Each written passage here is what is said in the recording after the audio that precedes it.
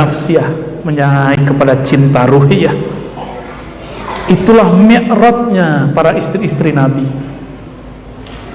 Jadi beda orang, beda makom, beda mi'rajnya. Mi'rajnya Sayyidah Aisyah, Hafsah, Ummu Salamah, semuanya adalah ketika mereka ingin Rasulullah itu sama mereka aja, nggak boleh yang lain. Kecemburuannya kadang-kadang bercampur dengan kebencian, bercampur dengan emosi berlebihan, maka di-cut di situ. Naik makomlah Sayyidah Aisyah karena diancam di situ. Jadi ternyata kalau Allah ngancam istri Nabi itu bukan ancaman kebencian, itu adalah ujian menaikkan makom. Radhiyallahu ta'ala an Sayyidatina Aisyah. Semoga Allah meridai Sayyidatuna Aisyah. Semoga Allah meridai semua istri-istri Rasulullah. Merekalah ibunda kita. Berarti kalau Sayyidah Aisyah, Sayyidah Khadijah itu Ummul Mukminin, Abul Mukminin siapa? Siapa Abul Mukminin? Jika umminya adalah Khadijah, Aisyah, Hafsah, Ummu Salamah dan Zainab dan selain macam, abunya siapa? Abinya siapa? Maka bid'ahkah kita kalau mengatakan Rasulullah itu ayah ruhaniku? Tidak.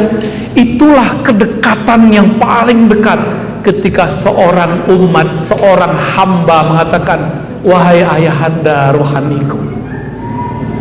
Iman itu pada ruhani kita. Maka apakah bid'ah jika seorang Ar-Razi yang hina ini ngomong, wahai abati Rasulullah, wahai ayahanda ruhku Rasulullah? Tidak. Itu bukan mengada-ngada, diambil dari ini. Cuma di zaman Rasulullah itu disembunyikan kalimatnya. Disembunyikan dari mana? Jika ada ibu pasti ada bapaknya, jika ada emaknya pasti ada ayahnya. Jadi boleh sebenarnya secara rohani kita mengatakan, Assalamualaikum ya abati ya Rasulullah, salam atas engkau wahai ayahanda ruhku. Orang yang sudah lama tidak bertemu ayahnya, dia pasti rindu bertemu ayahnya. Orang yang pernah punya kenangan dengan ayahnya, dikenang lagi setelah sekian tahun, pasti air matanya meleleh. Pasti dia rindu. Itu baru ayah fisik.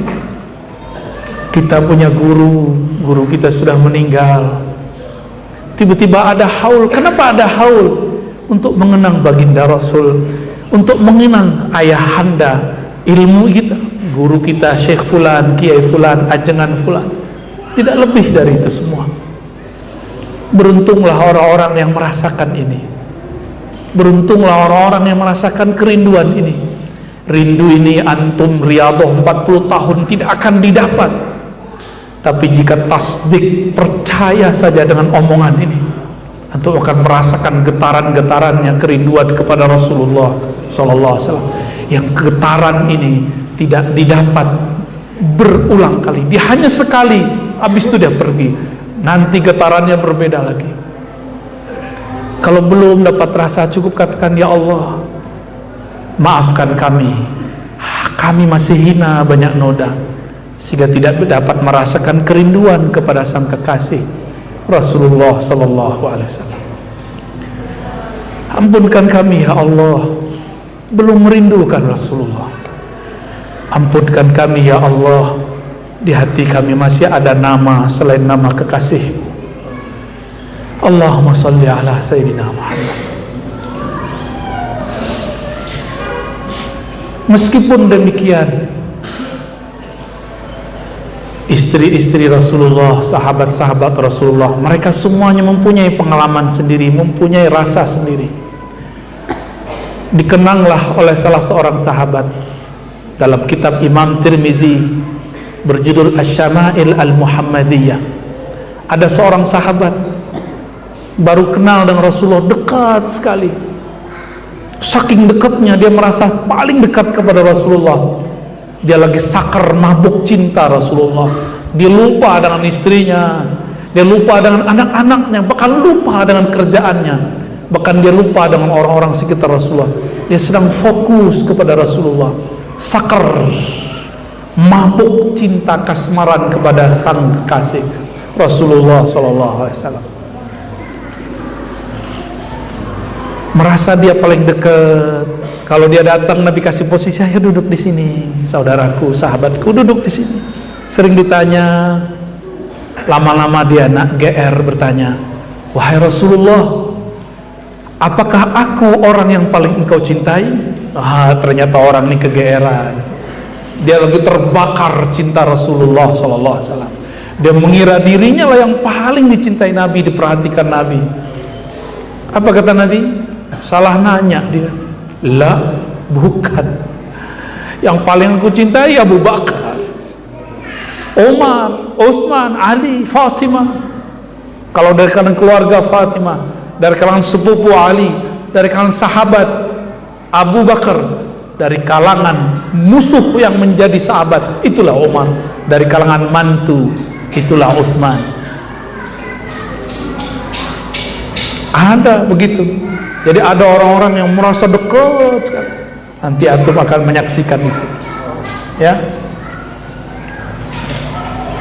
Seorang wali itu kalau ngasih perhatian, Masya Allah, udah kayak pacaran. Bukan pacaran dalam pengertian lawan jenisnya, dekatnya Masya Allah, luar biasa. Jadi Rasulullah itu kalau ngasih perhatian kepada sahabat, seakan-akan dia merasa diperhatikan sendiri, yang lain gak diperhatikan. Jangan lupa, kita ini bukan siapa-siapa, ya. Ketika Rasulullah mengatakan di akhir zaman ada Al-Mahdi, namanya sama dengan namaku, berarti sifatnya sama dengan sifatku, gayanya sama dengan gayaku, cuma beda casing. Dia akan begitu. Nanti kalau punya sahabat, punya teman, dia akan perhatikan seperti memperhatikan sahabat satu persatu. Semuanya akan merasa dia paling disayang. Nanti di akhir zaman, ini pola-pola, ya. Akhlaknya betul-betul persis seperti Rasulullah SAW. Walaupun penampilannya mungkin belum berserban, jangan tertipu, ya. Kopiah saya ini bukan jaminan saya benar, ya. Belum tentu ini. Allahumma sholli ala sayyidina Muhammad. Udah mau hujan aja nih, ya. Suatu kali Nabi Muhammad SAW lagi tidur, tiba-tiba dicolek sama Nabi oleh malaikat Jibril. Beliau